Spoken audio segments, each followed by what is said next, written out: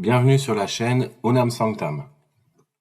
Je vous propose aujourd'hui la lecture de l'encyclique Acer Nimis de Saint Pie sur l'enseignement de la doctrine chrétienne. Il a donné cette encyclique le 15 avril 1905, c'est la deuxième année de son pontificat. Vénérables frères, salut et bénédiction apostolique. C'est dans un temps bien ingrat et difficile que les secrets desseins de Dieu ont appelé notre petitesse à exercer la charge de suprême pasteur sur tout le troupeau du Christ. L'homme ennemi rôde depuis longtemps autour de la bergerie et l'assiège d'embûches si perfidement calculées qu'on croit voir réaliser, maintenant plus que jamais, la prédiction de l'apôtre aux anciens de l'église d'Éphèse. Je sais que parmi vous pénétreront des loups ravisseurs qui n'épargneront pas le troupeau. De cet amoindrissement des choses religieuses, tous ceux qui ont encore le zèle de la gloire divine recherchent les causes et les raisons. Les uns en donnent une, les autres une autre, et chacun selon son opinion propose des moyens différents pour défendre ou rétablir le règne de Dieu sur terre. Quant à nous, vénérables frères, sans désapprouver le reste, nous croyons qu'il faut adhérer au jugement de ceux qui attribuent le relâchement actuel des âmes et leur faiblesse, avec les maux si graves qui en résultent, principalement à l'ignorance des choses chrétiennes. C'est exactement ce que Dieu disait par la bouche du prophète Osée. Il n'y a plus de science de Dieu sur la terre. La calomnie, le mensonge, l'homicide, le vol et l'adultère débordent et le sang suit le sang. Voilà pourquoi la terre gémira et tous ceux qui l'habitent seront affaiblis. Et en effet, qu'il y ait actuellement dans le peuple chrétien bon nombre d'hommes absolument ignorants des choses qu'on doit connaître pour son salut éternel, c'est une plainte générale et malheureusement trop fondée. Et quand nous parlons du peuple chrétien, nous n'entendons pas seulement le petit peuple ou les gens de la classe inférieure qui souvent trouvent encore une sorte d'excuse à leur ignorance, parce qu'ils dépendent de maîtres durs et ne sont guère libres de songer à eux-mêmes et à leurs intérêts. Il s'agit aussi et surtout de ceux qui, ne manquant ni de talent ni de culture, possèdent abondamment la science profane, mais qui, pour ce qui regarde la religion, vivent absolument à l'aventure et sans réflexion. On peut à peine dire de quelles épaisses ténèbres ils sont enveloppés, et, chose plus affligeante, ils y demeurent tranquillement plongés. Dieu, le souverain auteur et maître de toutes choses, la sagesse de la foi chrétienne, ils n'y pensent presque jamais. L'incarnation du Verbe de Dieu, la rédemption du genre humain accomplie par lui, ils n'en savent rien. Rien non plus de la grâce, qui est le grand moyen d'acquérir les biens éternels. Rien de l'auguste sacrifice, ni des sacrements, par lesquels nous obtenons et gardons en nous cette grâce. Quant au péché, on ne tient nul compte de ce qu'il renferme de malice ou de honte. Par suite, nul souci de l'éviter ou de s'en débarrasser. Et ainsi l'on arrive au dernier jour. Alors, quand il ne reste à l'agonisant que quelques instants qui devraient être consacrés à des actes d'amour pour Dieu, le prêtre, afin de ne pas laisser perdre tout espoir de salut, est contraint de les employer à un enseignement sommaire de la religion. Trop heureux encore si le moribond n'est pas tellement dominé par une coupable ignorance, comme il arrive trop souvent, qu'il juge inutile toute intervention du prêtre et croit pouvoir, le cœur léger, sans avoir rien fait pour apaiser Dieu, entrer dans le redoutable chemin de l'éternité. Aussi, notre prédécesseur, Benoît XIV, a eu raison d'écrire « Nous affirmons qu'une grande partie de ceux qui sont condamnés aux supplices éternels doivent cet irréparable malheur à l'ignorance des mystères de la foi, qu'on doit nécessairement savoir et croire pour être admis au nombre des élus. Les choses étant ainsi, comment s'étonner, vénérables frères, si l'on voit régner en ce moment et se développer de jour en jour, non point chez les nations barbares, mais parmi les peuples qui portent le nom de chrétiens, une telle corruption de mœurs et une telle dépravation des habitudes.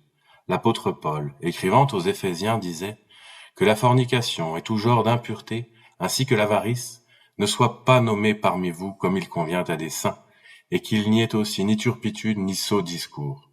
Mais à cette sainteté et à cette pudeur qui réfrènent les passions, il donne pour fondement l'intelligence des choses divines. Prenez donc garde, frères, de marcher avec précaution, non comme des insensés, mais comme des sages. Ne devenez pas des imprévoyants, mais des hommes qui comprennent la volonté de Dieu. Et c'est avec grande raison, car la volonté de l'homme garde à peine un reste de cet amour de l'honnête et du juste, que Dieu son Créateur avait mis en lui et qui l'entraînait en quelque sorte vers le bien, non pas apparent mais réel. Dépravé par la corruption du péché originel et ne connaissant plus, pour ainsi dire, Dieu son Créateur, Elle dirige toutes ses intentions vers l'amour de la vanité et la recherche du mensonge. Cette volonté égarée et aveuglée par les mauvaises passions a donc besoin d'un guide qui lui montre le chemin pour la faire rentrer dans les sentiers de la justice qu'elle a eu le tort d'abandonner. Ce guide, nous n'avons pas à le chercher au dehors, il nous est donné par la nature, c'est notre intelligence. S'il lui manque la vraie lumière, c'est-à-dire la connaissance des choses divines, ce sera l'histoire de l'aveugle conduisant un aveugle. Tous deux tombent dans le fossé. Le saint roi David, louant Dieu d'avoir mis la lumière de la vérité dans l'intelligence humaine, disait « La lumière de votre face, ô Seigneur, est empreinte sur nous. » Et l'effet de cette communication de la lumière, il l'indique en ajoutant « Vous m'avez mis la joie dans mon cœur, cette joie qui, dilatant notre cœur, nous fait courir dans la voie des divins préceptes. » Un peu de réflexion éclaircira ce point. La doctrine chrétienne nous manifeste Dieu et ses infinies perfections bien plus clairement que ne le font les facultés naturelles. Cette doctrine nous oblige à honorer Dieu par la foi qui vient de l'intelligence, par l'espérance qui vient de la volonté, par la charité qui vient du cœur, et ainsi elle soumet tout l'homme au souverain créateur et maître. De même, la doctrine de Jésus-Christ est la seule qui nous révèle la véritable et haute dignité de l'homme, car elle nous le présente comme fils du Père qui est aux cieux, fait à son image et destiné à vivre avec lui dans l'éternité bienheureuse. De cette dignité et de sa connaissance, le Christ déduit pour les hommes l'obligation de s'aimer les uns des autres comme des frères, et de vivre ici-bas comme il sied à des enfants de lumière, non dans les festins et les orgies, non dans la débauche et l'impudicité, non dans les disputes et les rivalités. Il veut aussi que nous jetions dans le sein de Dieu tous nos soucis, parce qu'il a soin de nous. Il nous commande de donner aux pauvres, de faire du bien à ceux qui nous haïssent, de préférer les intérêts éternels de l'âme aux biens passagers de ce monde. Et sans toucher à tous les détails, n'est-ce pas l'enseignement du Christ qui, à l'homme aux prétentions orgueilleuses, conseille et prescrit cet abaissement de soi qui conduit à la véritable gloire? Quiconque s'humiliera sera le plus grand dans le royaume des cieux. La même doctrine nous enseigne la prudence de l'esprit, qui nous met en garde contre la prudence de la chair, la justice, qui nous fait accorder à chacun son droit, la force, qui nous dispose à tout souffrir, le cœur haut, pour Dieu et pour l'éternelle béatitude, enfin la tempérance, qui nous porte à chérir même la pauvreté pour le royaume de Dieu et à nous glorifier jusque dans la croix sans souci de l'humiliation. Il est donc établi que non seulement notre intelligence emprunte à la doctrine chrétienne la lumière qui lui permet d'acquérir la vérité, mais aussi que notre volonté y puise l'ardeur qui nous élève à Dieu et nous unit à lui par l'exercice de la vertu. Loin de nous, toutefois, d'en conclure que la perversité du cœur et la corruption des mœurs ne puissent se rencontrer avec la science de la religion. Plût à Dieu que les faits prouvassent moins souvent le contraire. Ce que nous affirmons, c'est que, chez les hommes dont l'intelligence est enveloppée des ténèbres d'une épaisse ignorance, il ne saurait subsister de volonté droite, ni de mœurs pures. Celui qui marche les yeux ouverts peut sans doute s'écarter du chemin droit et vrai, mais celui qui est frappé de cécité va sûrement au devant du danger. Ajoutez-y que la corruption des mœurs, là où la lumière de la foi n'est pas absolument éteinte, laisse quelque espoir d'amendement. Mais dans la dépravation des mœurs et la disparition de la foi par suite de l'ignorance se trouvent réunies, il n'y a plus guère de remède et la route est ouverte pour la ruine finale. Puisse donc que l'ignorance de la religion cause tant et de si graves dommages et que, d'autre part, l'instruction religieuse est si nécessaire et si utile, car on attendrait en vain l'accomplissement de ces devoirs chrétiens d'un homme qui les ignore, il faut voir maintenant à qui incombe le soin de préserver les intelligences de cette ignorance fatale et de leur inculquer la science nécessaire. Là-dessus, vénérable frère, le doute n'est pas possible. Cette charge très grave regarde tous les pasteurs des âmes. De par le précepte du Christ, ils sont tenus de connaître et de nourrir les brebis qui leur sont confiées. Or, ici, nourrir, c'est tout d'abord enseigner. Je vous donnerai, ainsi que Dieu le promettait par Jérémie, des pasteurs selon mon cœur, et ils vous nourriront de science et de doctrine. De là, ces paroles de l'apôtre, le Christ ne m'a pas envoyé baptiser, mais évangéliser. Il veut dire que le premier rôle de ceux qui sont préposés d'une façon quelconque au gouvernement de l'Église est d'apprendre aux fidèles les choses saintes. Nous jugeons superflu de faire l'éloge de cet enseignement et de montrer de quel prix il est devant Dieu. Assurément, la pitié que nous témoignons aux pauvres pour le soulagement de leur détresse reçoit de Dieu de grandes louanges. Mais qui pourrait nier le mérite bien supérieur du zèle et du travail que nous employons à procurer, non pas des avantages passagers au corps, mais des biens éternels aux âmes, en les instruisant et en les exhortant? Non, rien ne saurait être plus désirable, rien plus agréable pour Jésus-Christ le Sauveur des âmes, qui a dit de lui-même par la bouche d'Isaïe, « Il m'a envoyé évangéliser les pauvres ». Mais il importe ici, vénérables frères, de nous arrêter à une réflexion spéciale et d'y insister. C'est qu'il n'existe pas pour le prêtre, quel qu'il soit, de devoir plus grave ni d'obligation plus étroite. Car qui niera que le prêtre doive joindre la science à la sainteté de vie? Les lèvres du prêtre garderont la science. Et, en effet, l'Église l'exige très sévèrement de ceux qui doivent être initiés au sacerdoce. Pourquoi? Parce que le peuple chrétien attend d'eux la connaissance de la loi divine et que Dieu les destine à la distribuer. Ils demanderont à sa bouche la loi parce qu'il est l'ange du Dieu des armées. C'est pour cela que l'évêque, au moment de l'ordination, s'adressant aux candidats du sacerdoce, leur dit « Que votre doctrine soit pour le peuple de Dieu une médecine spirituelle. Que tous soient de prévoyants collaborateurs de notre charge, en sorte que, méditant jour et nuit la loi sainte, ils croient ce qu'ils auront lu et enseignent ce qu'ils croiront. » Si ces choses regardent tous les prêtres, que dirons-nous de ceux qui, honorés du titre et du pouvoir de curé, remplissent la charge de directeur des âmes en vertu de leur dignité et d'une sorte de contrat? Ceux-là, dans une certaine mesure, doivent prendre rang parmi les pasteurs et les docteurs que le Christ a établis pour que les fidèles ne soient plus comme des enfants, flottants et emportés à tout vent de doctrine par la malice des hommes, mais que, confessant la vérité, ils croissent à tous égards dans la charité en celui qui est notre chef, le Christ. C'est pourquoi le Saint Concile de Trente, traitant des pasteurs des âmes, déclare que leur premier et principal devoir est d'instruire le peuple chrétien. Il leur ordonne donc, au moins les dimanches et jours de fête solennelle, de parler au peuple sur la religion. Au saint temps de l'Avent et du Carême, ils doivent leur faire chaque jour, ou du moins 3 fois par semaine. Ce n'est pas tout. Il ajoute que les curés sont tenus, au moins les dimanches et fêtes, par eux-mêmes ou par d'autres, d'instruire les enfants dans les vérités de la foi et de les former à l'obéissance envers Dieu et leurs parents. Quand il s'agira d'administrer les sacrements, il veut qu'on instruise de leurs vertus ceux qui doivent y participer, en employant un langage facile et usuel. Notre prédécesseur, Benoît XIV, a résumé et précisé, dans sa constitution Etsi Nimine, toutes ces prescriptions du Saint Concile. 2 principales obligations ont été imposées par le Concile de Trente aux pasteurs des âmes. L'une, d'adresser au peuple les jours fériés des discours sur les choses divines. L'autre, d'apprendre aux enfants et à tous les ignorants les éléments de la loi divine et de la foi. Le sage pontife a raison de distinguer les 2 obligations, celle du discours qui consiste dans l'explication de l'Évangile et celle de l'instruction religieuse. Peut-être, en effet, certains prêtres, désireux de diminuer leur besogne, voudraient se persuader que le prône peut tenir lieu de catéchèse. Il suffit de réfléchir pour voir que c'est une erreur.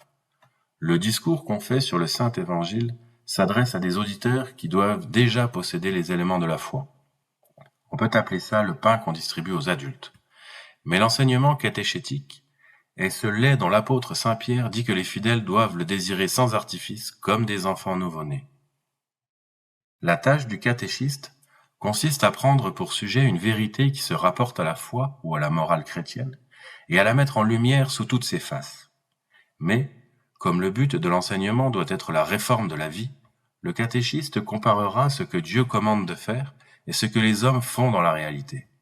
Puis, profitant des exemples qu'il aura su tirer à propos soit des Saintes Écritures, soit de l'histoire ecclésiastique ou de la vie des saints, il expliquera aux auditeurs et leur montrera, pour ainsi dire du doigt, comment ils ont à régler leur conduite. Il terminera par une exhortation qui puisse leur faire détester et fuir les vices et leur faire suivre le chemin de la vertu.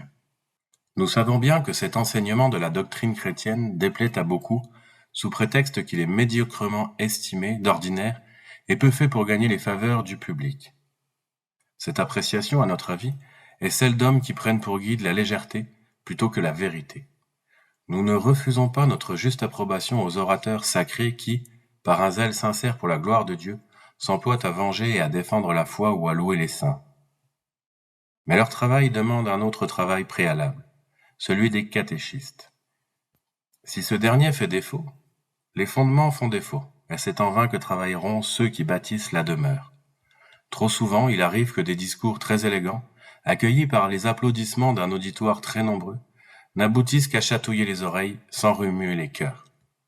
Au contraire, une instruction catéchétique, bien que modeste et simple, sera cette parole que Dieu lui-même exalte par la voix d'Isaïe. Comme la pluie et la neige descendent du ciel et n'y retournent pas, mais abreuvent la terre, la fécondent et la font germer, fournissent la semence au semeur et le pain à l'affamé, telle la parole qui sort de ma bouche. Elle ne reviendra pas à moi sans effet, mais elle accomplira tout ce que je voulais et produira les fruits pour lesquels je les envoyais. Nous croyons qu'il faut en penser autant de ces prêtres qui, pour mettre en lumière les vérités de la religion, composent des ouvrages de grand travail. Ils méritent les plus beaux éloges. Cependant, combien petit est le nombre de ceux qui étudient ces volumes et en retirent un fruit proportionné au travail des auteurs et à leurs vœux? L'enseignement de la doctrine chrétienne, s'il est bien donné, n'est jamais sans profit pour les auditeurs. Et, pour enflammer le zèle des ministres de Dieu, il sera bon de le répéter encore. Grand est le nombre, et il grandit tous les jours, de ceux qui ignorent tout en fait de religion, ou qui ont de Dieu et de la foi chrétienne une connaissance si insuffisante qu'elle ne les empêche pas, dans le plein jour de la vérité catholique, de vivre à la façon des idolâtres. Combien, hélas, nous ne disons pas d'enfants, mais d'adultes et d'hommes sur le déclin de l'âge, qui ne savent rien des principaux mystères de la foi, et qui, entendant nommer le Christ, répondent « Qui est-il pour que je croie en lui ?» De là vient qu'ils ne se font pas un reproche de susciter et d'entretenir des haines, d'établir les contrats les plus injustes, de se livrer à des spéculations malhonnêtes, d'accaparer le bien d'autrui par une lourde usure et autres méfaits pareils. En outre, ignorant la loi du Christ qui ne condamne pas seulement les actes honteux, mais défend même d'y penser volontairement et de les désirer, il se peut bien que, pour une raison ou pour une autre, ils se gardent des plaisirs coupables, mais ils accueilleront sans le moindre scrupule les pensées les plus impures, multipliant les iniquités au-delà du nombre de leurs cheveux. Et ces choses se rencontrent, disons-le encore une fois, non pas seulement dans les campagnes ou chez le pauvre peuple, mais aussi et peut-être plus fréquemment chez des hommes d'une classe plus élevée, voire même chez ceux que la science gonfle, qui, forts d'une vaine érudition, croient pouvoir se moquer de la religion et blasphèment tout ce qu'ils ignorent. Or, si l'on ne saurait attendre une moisson d'une terre qui n'aurait pas reçu de semences, comment espérer des générations ayant de bonnes mœurs, si elles n'ont pas été, à temps, instruites dans la doctrine chrétienne? De là, nous devons conclure que, si la foi s'est alanguie de nos jours au point d'être presque mourante chez beaucoup, c'est que le devoir de l'instruction religieuse est accompli trop négligemment ou complètement omis. Car on aurait tort, pour se donner un semblant d'excuse, de dire que la foi nous est accordée un don gratuit et conféré à chacun dans le saint baptême.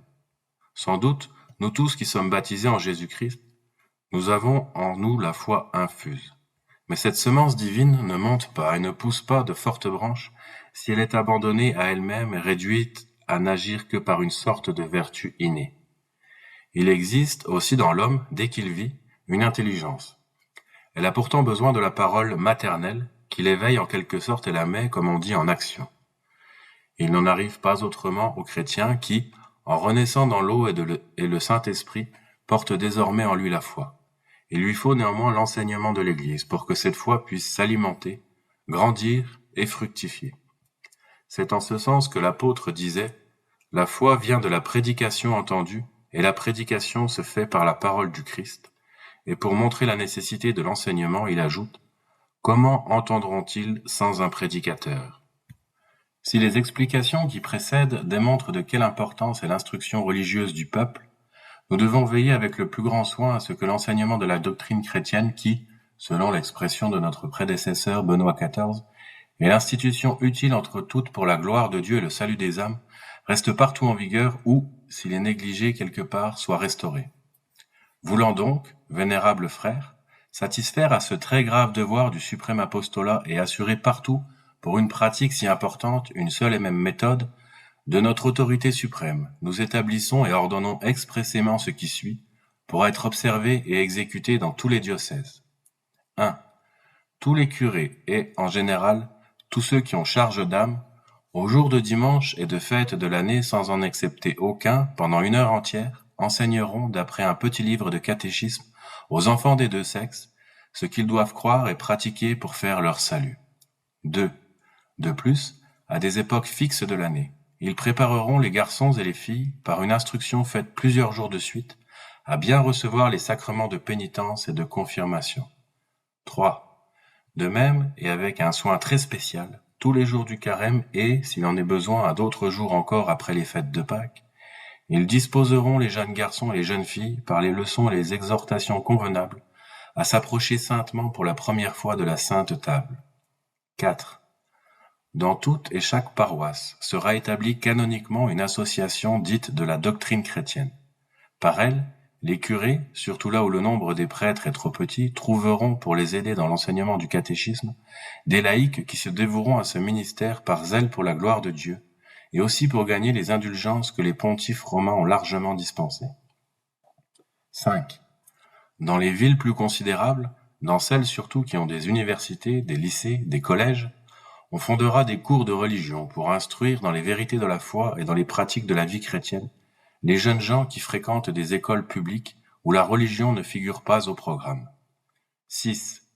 Mais parce que, de nos temps surtout, l'âge plus avancé n'a pas moins besoin d'enseignement religieux que l'enfance, tous les curés et les autres prêtres ayant charge d'âme, sans préjudice de l'homélie ordinaire sur l'évangile qui doit se faire tous les jours fériés à la messe paroissiale, choisiront l'heure qui pourra attirer une assistance plus nombreuse, en dehors de celle qui est réservée à l'instruction des enfants, pour adresser aux fidèles une catéchèse en un langage facile, approprié à leur intelligence. Dans ce but, ils se serviront du catéchisme de Trente, de façon à traiter dans l'espace de 4 ou 5 ans toute la matière du symbole, des sacrements, du décalogue, de la prière et des commandements de l'Église. Voilà, vénérables frères, ce que nous établissons et ordonnons par autorité apostolique. À vous maintenant de faire en sorte que, dans vos diocèses respectifs, cela soit mis à exécution sans retard et intégralement. Vous devrez donc veiller et pourvoir, en vertu de votre autorité, à ce que nos prescriptions ne soient pas livrées à l'oubli ou, ce qui reviendrait au même, exécutées avec mollesse et nonchalance. Pour éviter ce malheur en pratique, il faudra que vous recommandiez sans cesse et avec instance aux curés de ne pas improviser leurs leçons du catéchisme, mais d'y apporter une préparation soignée, de ne point parler le langage de la sagesse humaine, mais de se conformer, dans la simplicité de cœur et dans la sincérité de Dieu, à l'exemple du Christ, qui, en révélant des choses cachées depuis la création du monde, disait pourtant toutes ces choses en parabole à la foule, et ne lui parlant qu'en parabole. Ainsi faisaient les apôtres, instruits par le Seigneur. Voici comment parle saint Grégoire le Grand. Ils se préoccupèrent souverainement de prêcher aux peuples ignorants dans un langage clair et intelligible, non sublime et ardu. Or, aujourd'hui, pour les choses de la religion, la plupart des hommes doivent être rangés parmi les ignorants. Nous ne voudrions pas, cependant, que, par amour de cette simplicité, on en vint à croire qu'il n'est besoin pour traiter ces matières ni de travail ni de réflexion. Elles en réclament, au contraire, plus que tout autre genre. Il est bien plus facile de trouver un orateur parlant avec abondance et éclat qu'un catéchiste faisant une instruction de tout point louable. Donc, quelque facilité de pensée et de parole qu'on ait reçue de la nature, il faut tenir pour certain qu'on ne parlera jamais de la doctrine chrétienne aux enfants ou au peuple avec un fruit réel pour l'âme, sans être préparé et armé par une longue méditation. Ils se trompent, ceux qui, comptant sur l'ignorance et la lenteur d'esprit du peuple, croient pouvoir se permettre quelque négligence. Bien au contraire, plus les auditeurs qu'on a sont incultes, plus il faut employer d'application et de soins pour mettre les vérités les plus sublimes, si éloignées de l'intelligence vulgaire, à la portée des esprits simples ou grossiers, à qui elles sont aussi nécessaires qu'aux savants pour gagner le bonheur éternel. Qu'il nous soit permis, à la fin de cette lettre, vénérable frère, de vous adresser la parole de Moïse. Si quelqu'un est du parti du Seigneur, qu'il se joigne à moi. Considérez, nous vous en prions instamment, Combien d'âmes se perdent par la seule ignorance des choses divines? Vous avez peut-être établi dans vos diocèses, pour le bien de votre troupeau, nombre d'institutions utiles et dignes de tout éloge. Veuillez néanmoins, de préférence à tout, avec toute l'énergie, tout le zèle, toute la persévérance que vous pourrez, employer vos soins et vos efforts à obtenir que la connaissance de la doctrine chrétienne atteigne et pénètre profondément les âmes. Que chacun, ce sont les paroles de l'apôtre Pierre que nous répétons, mette au service des autres le don qu'il a reçu, comme de bons dispensateurs de la grâce de Dieu sous toutes ses formes. Puisse votre sollicitude et vos pieuses industries, grâce à l'intercession de la bienheureuse Vierge Immaculée, être fécondées par la bénédiction apostolique, qu'en témoignage de notre charité et comme gage des faveurs célestes, nous vous accordons très affectueusement, ainsi qu'au clergé et aux peuples qui vous sont confiés. Donné à Rome, près Saint-Pierre, le 15 avril 1905, la 2e année de notre pontificat. J'apporte maintenant une petite précision sur le canal de diffusion habituel des encycliques. Quand tout va bien et qu'il n'y a pas de crise dans l'Église, ou de crise des hommes d'Église, plus exactement, le pape s'adresse aux évêques par les encycliques, par des brefs, par des constitutions apostoliques, etc., qui à leur tour s'adressent aux curés, aux prêtres dans leur diocèse, qui à leur tour s'adressent aux fidèles dans les paroisses pour enseigner ce que le pape transmet du dépôt de la foi. Donc à l'heure actuelle, on est dans une situation particulière puisqu'on n'a pas de pape, très très peu de vrais évêques, de moins en moins de vrais prêtres, malheureusement. Mais le canal de diffusion habituel, quand tout va bien dans l'Église et qu'elle est florissante de partout, c'est le pape, les évêques, ensuite les prêtres et les curés qui enseignent à leur tour aux laïcs. Voilà. La prochaine encyclique sera Quas Primas, qui est une encyclique du pape Pie XI, instituant la fête du Christ roi. Donc ce sera l'encyclique, ce sera une occasion par rapport au mois de juillet, qui est le mois du précieux sang. Il y a eu le mois de juin, le mois dernier, qui est le mois du Sacré-Cœur. Donc Quas Primas sera donc la prochaine lecture, en l'honneur du Sacré-Cœur. Merci de votre écoute, à bientôt. Vive le Christ roi, vive la Sainte Église catholique.